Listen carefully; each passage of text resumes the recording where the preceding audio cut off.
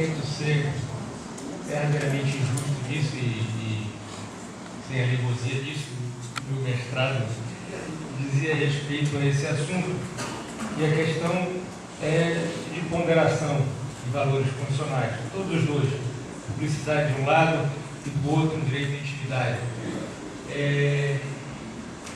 Até onde eu sei, a maioria do Supremo, em casos com esse contorno, entende ser possível a divulgação da imagem. Por quê? Porque o tema é de interesse público.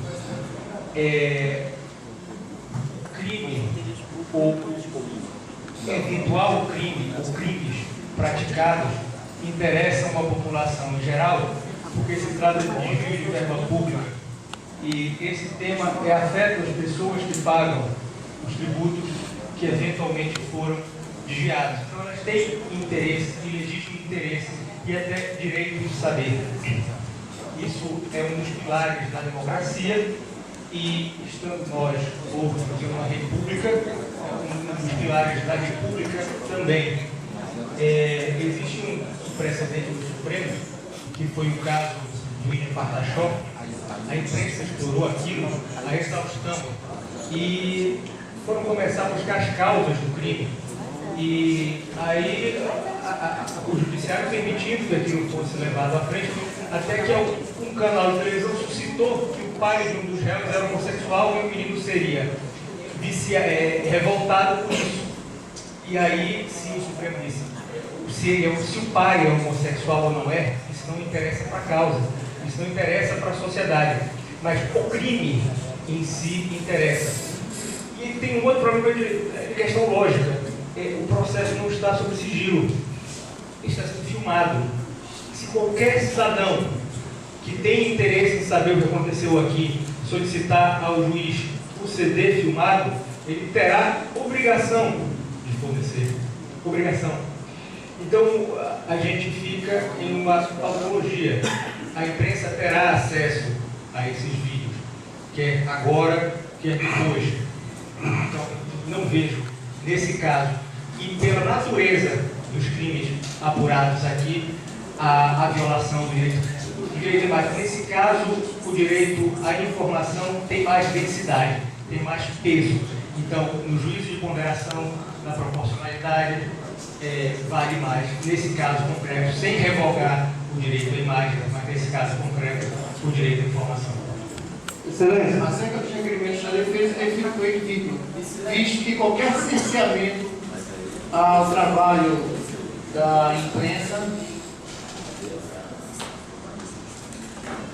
ingressa num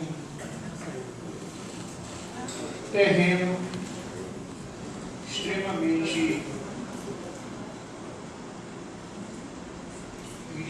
limítrofe da censura.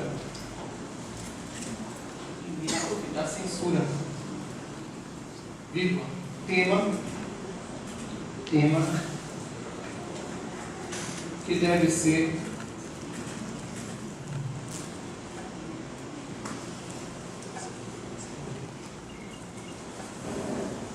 evitado, vírgula, tanto assim que a Corte Constitucional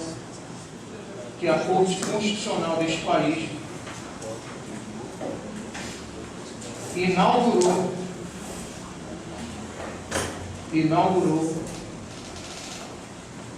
os julgamentos de forma online. Ponto. Ora, se o Supremo Tribunal Federal transmite diuturnamente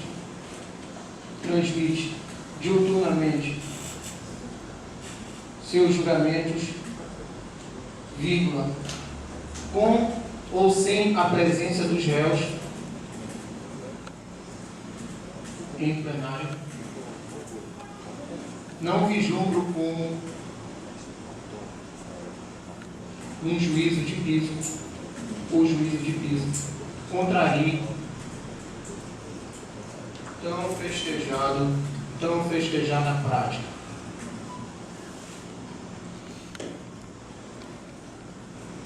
Ponto. Eventuais abusos e distorções sujeitam-se ao controle jurisdicional. Sujeitam-se ao controle jurisdicional. Diferido e jamais prévio. Diferido e jamais prévio. Senhor Josinato, só pode sentar lá. Sim, contrariando o que eu posso deixar decidido, mas só para esclarecer, no caso, a gente está falando de uma captação e de uma divulgação de integralidade do áudio. Sim, mas tem direito de acompanhar eu ponderei aqui, estava ponderando também aqui no meio, questão da necessidade, utilidade, razoabilidade e tudo mais. E aí nos até essa questão de, por exemplo, está gravando agora, a gente vai audiência dentro. O jornal daqui a 2 horas, o jornal das 6, divulga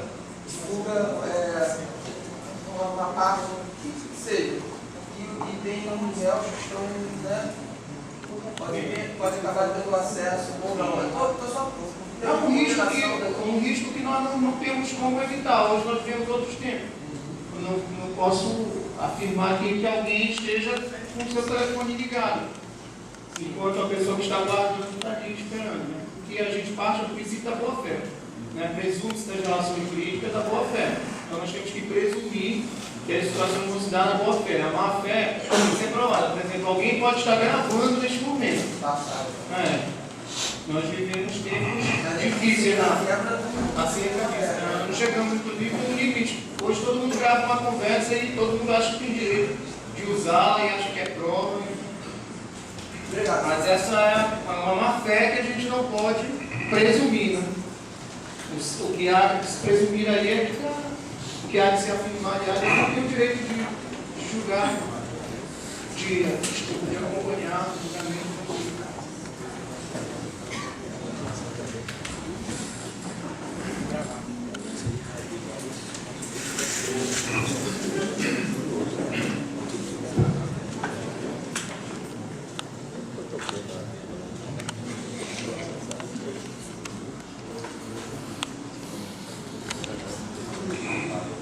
Interrogatório judicial. Qual é o seu nome completo? Josineto Feitosa de Oliveira. O senhor nasceu onde, seu Josineto? Altamira do Maranhão. Qual é o seu estado civil? Solteiro, casado, vive no estado? Casado. Qual é a sua idade? 47 anos. Data de nascimento? 25 de 6 de 1969. Qual é o nome dos seus pais, pai e mãe? Meu pai já falecido, mas era Francisco Bernardo de Oliveira. Minha mãe não está viva. Maria Valdete Feitosa de Oliveira. Qual é o seu endereço residencial? Rua José Piveta, 469, Residencial Bela Vista, Parauapebas, Pará. Residencial Bela Vista. Certo, RG 116165 SSPRO. RR, né? RR. Então é a segunda vez. Mas eu sou natural do Maranhão. É porque eu estive por lá e por lá provavelmente eu estiver errado. Qual é a sua profissão? Professor.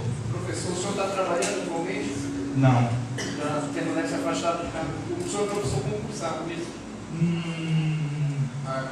Eu sou do município contratado, do estado concursado e estava no estado probatório, aí vim para a eleição, enfim, tudo afastado. Certo. Qual é o grau de escolaridade, senhor? Superior. Nível completo, né? Completo. Qual curso? Eu sou licenciado em licenciatura plena e bacharel em História. História. Nesse endereço da José Piveta, né? Rua José Piveta. Piveta. O senhor mora em quem? Quem é o seu núcleo familiar? Residência mesmo, própria. Quem é que vive com o senhor? Minhas duas filhas, uma de 6 anos, uma de 18 e esposa. O senhor só tem 2 filhas? Só. O senhor... E agora tem uma netinha que tem 70 dias, mais ou menos. Aí o senhor disse que seu pai já é falecido, sua mãe é viva, mora onde? Mora em Buriticupu, Maranhão. Maranhão. O senhor tem quantos irmãos? Irmãos, são 2 com 2 irmãos homens e 3 mulheres. Seu título de diretor aqui, Parauapebas. Completou os estudos. Além desse fato, o senhor já foi levado à delegacia de alguma forma preso, de alguma manifestação, de senhor ter sido envolvido? Pela primeira vez que tive relações com questão policial foi neste caso. Anteriormente só passava de passagem com qualquer... Nunca foi preso ou processado? Nem acusado de nada. O senhor tem conhecimento dos fatos que estão sendo articulados no Ministério Público? Eu vou passar sobre as perguntas, a segunda etapa do seu interrogatório, que são as perguntas sobre a acusação. Tudo bem. A essas perguntas o senhor tem o direito de ficar calado, se não quiser dizer nada, o direito constitucional, se não deve ser levado em consideração pelo magistrado como sem conhecimento de culpa, quem cala consente, não existe na justiça.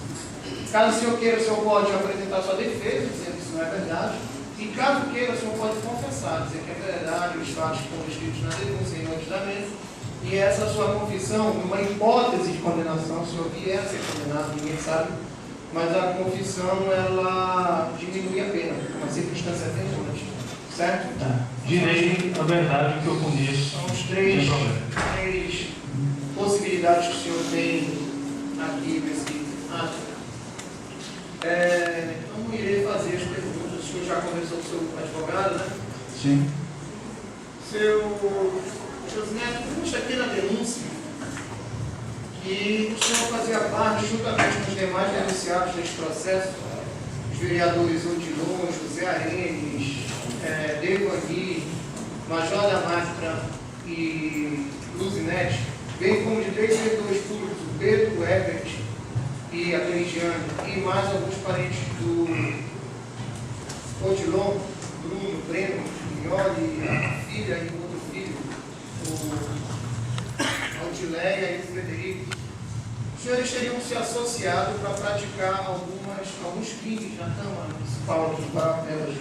E esses crimes descritos pelo Ministério Público se dirigiam especificamente a 3 contratos da empresa Corello, de veículos automotores, a locação, a AD Ferreira, o nome de fantasia Baratão, e a outra diz respeito ao Lava Jato Pit Stop. Contratos que teriam sido feitos enquanto a senhora presidente da Câmara Municipal de Parauapebas. São verdadeiros esses fatos, senhor? São mentirosos. Primeiro que o contrato que foi feito com o supermercado Baratão, ele de 2013, ele foi num valor de R$85 mil ano de gêneros alimentícios, para uma casa que tinha na minha época 427 funcionários, uma casa que tem 15 gabinetes com mais departamentos de procuradoria, contabilidade, secretarias e outros departamentos diversos, que há em torno, se eu não estou enganado, 32, 33 departamentos na casa. Porque a estrutura que quando nós fomos eleitos na legislatura era aqui, que só tinha 10 gabinetes, pequenininho.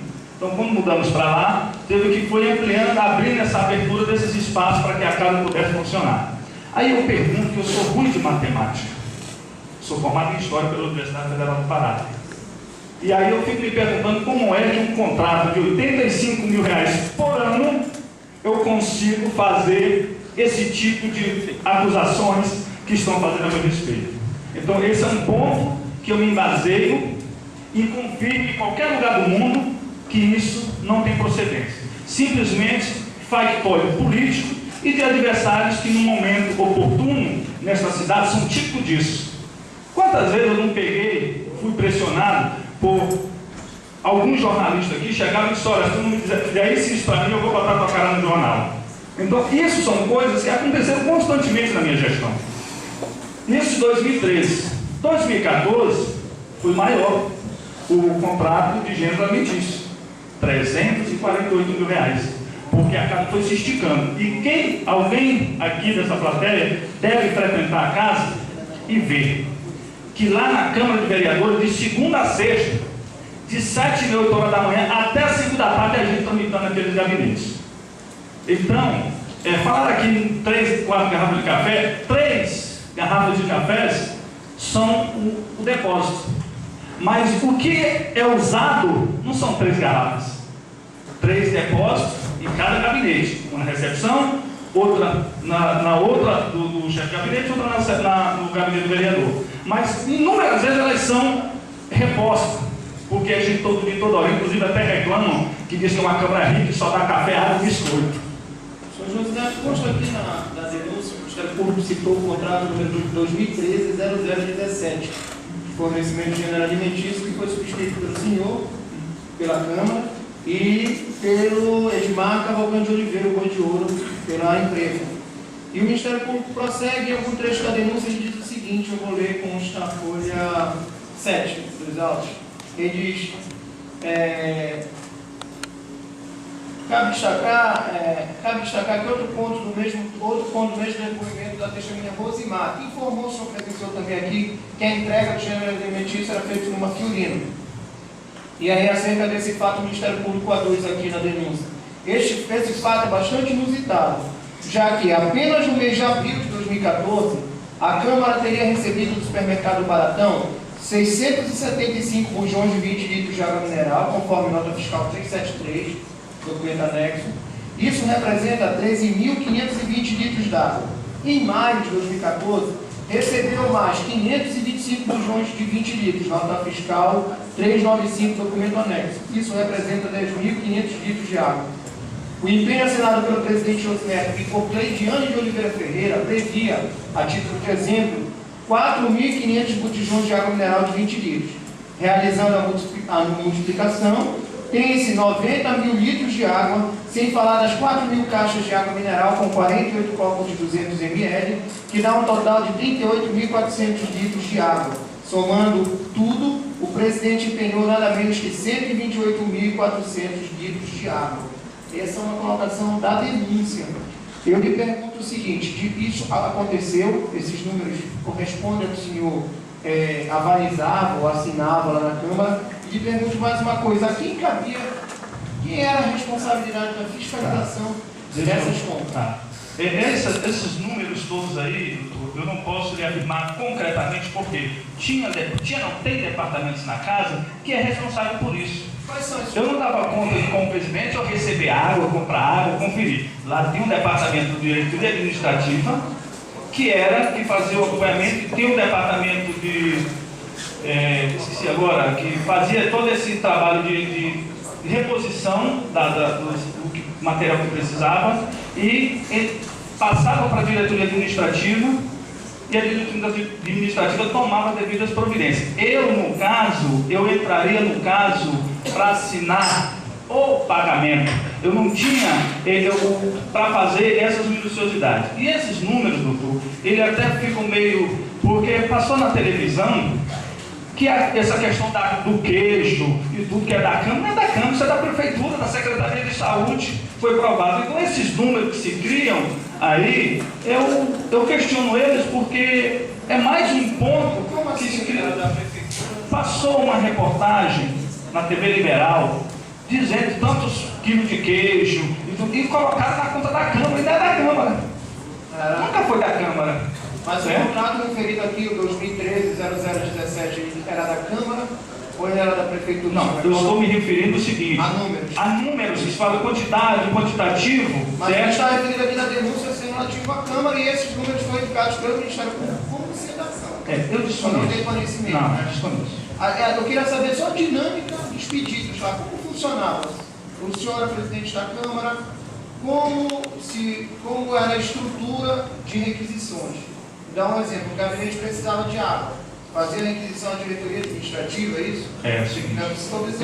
A gente foi executado um contrato dentro de um processo legal, de pregão, presencial, nunca foi eletrônico, presencial. E esse processo entrava numa decorrência normal, natural.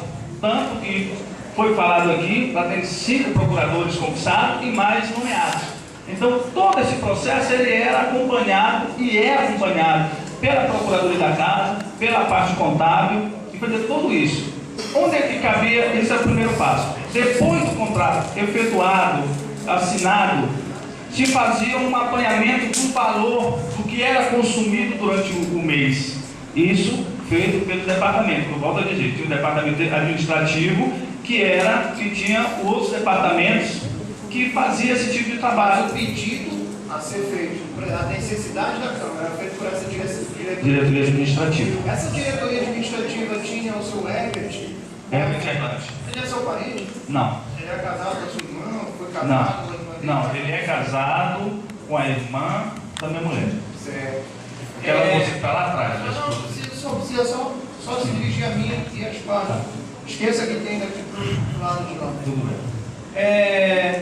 Também nesses contratos, o Ministério Público prossegue dizendo o seguinte: os atestados desse número, desse montante, quem dava o atestado de efetivo recebimento era feito por Herbert Hernan Matias Gomes, as ordens de pagamento por Josineto de Oliveira e os pagamentos efetivamente eram feitos por Pedro Nazareno Nascimento Costa. Havia essa forma, ou pelo menos licitamente, era essa a passagem, o trâmite dos pedidos? Não, a solicitação da compra feita pelo Herbert. Na execução do pagamento, era assinado o cheque por mim, como presidente, e pelo vereador Odilon, que era o primeiro secretário, ou o vereador Devani, na ausência do Odilon. Nunca assinei uma nota, um pagamento isoladamente. Assinava o cheque. O Pedro, o que o Pedro faria? Assinava o cheque, o Pedro levava no banco para fazer o depósito para o servidor. Nunca paguei, e a Câmara nunca pagou nenhum prestador de serviço em dinheiro. E lá sacar, trazer e pagar. Isso nunca aconteceu. Na minha gestão isso nunca aconteceu. Era no cheque assinado e levava para o banco e depositava. O Pedro Costa, o senhor está dizendo que seria um despachante bancário, dele da Câmara em tese, responsável por ele levar Exatamente. administrativos para depósitos nas contas. Isso, todo a dessa que era pago levaria para ele. Quando o agente o prestador de serviço ia na casa e lá ele recebia lá o cheque com o Herbert, entendeu? Comigo eu nunca previ. Feito mediante transferência do cara, era sempre um cheque ao portador. Cheque. Era cheque ao portador. Era cheque ao portador, nominal. Por exemplo, se eu fosse pagar a D. Ferreira. Cheque nominal ou era quem estivesse portando? Cheque? Não, nominal. Por exemplo, se eu tinha que dar para a D. Ferreira, o valor, tantos, 10 mil, 15 mil, quanto fosse que a D. Ferreira. A gente está ainda só aqui no contrato da D. Ferreira de alimentos, que o Ministério Público citou. O Ministério Público prossegue dizendo que a Câmara empenhou ainda 600 caixas com 10 pacotes de 400 gramas de biscoito de água e sal. No total tem 6 mil pacotes de biscoito de água e sal. Isso representa 2.000 toneladas e 400 quilos de biscoito de água e sal. A nota de empenho previa 1,5 tonelada de frutas. Contudo, aquele parlamentar que não estivesse afeto às questões nacionais poderia tomar 7.200 caixas de litros de suco, tanto fruta quanto caixa. E prossegue mencionando essas situações de números, só no que diz respeito ao contrato de alimentos. Eu lhe pergunto ainda mais, nessa forma de pagamento desse contrato de pagamento, havia alguma confusão patrimonial entre o que era solicitado pela Câmara e existia de relacionamento do Josineto Feitosa no supermercado Farturão? Digo o seguinte, por exemplo, em algum momento se confundiu uma compra particular sua com o contrato que a Câmara tinha com o supermercado? Não. Inclusive a compra da